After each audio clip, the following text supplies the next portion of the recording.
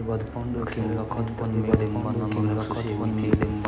भीम का रूप लेकर हिडिंबा उस पर मोहित हो गई। हिडिंबा के भाई और माता कुंती की आज्ञा से भीम और हिडिंबा का गंधर्व विवाह हुआ। हिडिंबा गर्भवती हुई तो उसने बलशाली पुत्र घटोत्कच को जन्म दिया। युवा घटोत्कच का विवाह प्रज्ञात ज्योतिषपुरी में मुद्रे की बेटी कामकंटा से हुआ। कामकंटका को मोरवी भी कहा जाता था। कुछ समय बाद घटोत्कच का पुत्र हुआ। उसके शेर के समान सुंदर केश थे। उसे उसका नाम बार्बरिक रखा गया। महापराक्रमी बार्बरिक ने और बल प्राप्ति के लिए देवियों की आराधना की। उसने 3 ऐसे दुर्लभ और दिव्य तीरों का वरदान पाया जो अपने दुर्गम से दुर्गम लक्ष्य को भेद कर वापस लौटाते थे। देवियों की आज्ञा से बार्बरिक वही निवास करने लगा। तब मध्य देश से विजय नामक ब्राह्मण वहां आए और 7 शिवलिंग की पूजा की। सपन में ब्राह्मण को देवी ने कहा कि सिद्ध माता के सामने आंगन में साधना करो, बार्बरिक तुम्हारी सहायता करेगा। तब बार्बरिक ने साधना में बाधा उत्पन्न करने वाले असुर को यमलोक भेज दिया। इससे प्रसन्न होकर नागों ने राजा वासुकि ने वर मांगने को कहा तो बार्बरिक ने युद्ध में विजयी होने का वर मांगा। महाभारत युद्ध में भाग लेने के लिए इरादे से बार्बरिक नीले घोड़े पर सवार होकर कुरुक्षेत्र की रणभूमि की ओर जाने लगे। तब मां ने वचन लिया, जो कमजोर होगा या जो पक्ष हार रहा होगा तो उस पक्ष से लड़ोगे। श्री कृष्ण जानते थे कि कौरवों की हार निश्चित है। ऐसे में यदि बार्बरिक उनकी ओर लड़ा तो महाभारत युद्ध का निर्णय कुछ और ही हो सकता है। तब वे गरीब ब्राह्मण के रूप में बार्बरिक के सामने आए।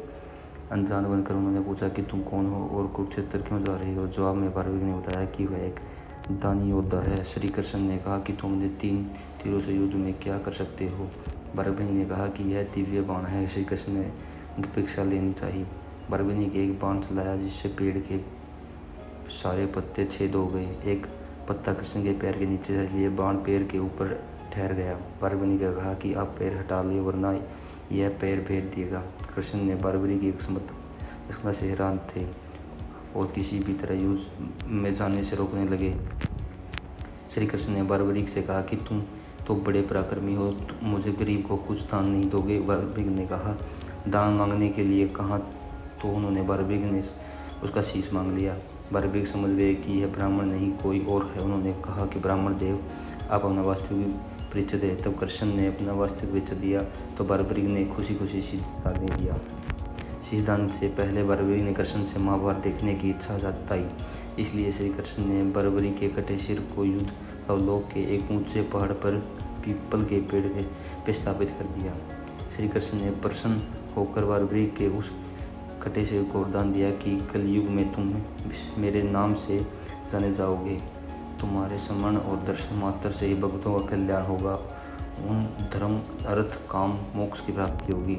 महाभारत के युद्ध में विजय प्राप्त होने पर पांडव जीत का श्रेय लेने हेतु वाद विवाद कर रहे थे। तब कृष्ण ने कहा कि इसका निर्णय बार्बरिक शीश करेगा क्योंकि उन्होंने पूरा युद्ध देखा है। तब बार्बरिक के शीश ने बताया कि मुझे तो युद्ध में कृष्ण का सुदर्शन चलता दिखाई दिया और कटे हुए वृक्ष की तरह योद्धा भूमि पर गिरे हुए दिख रहे थे।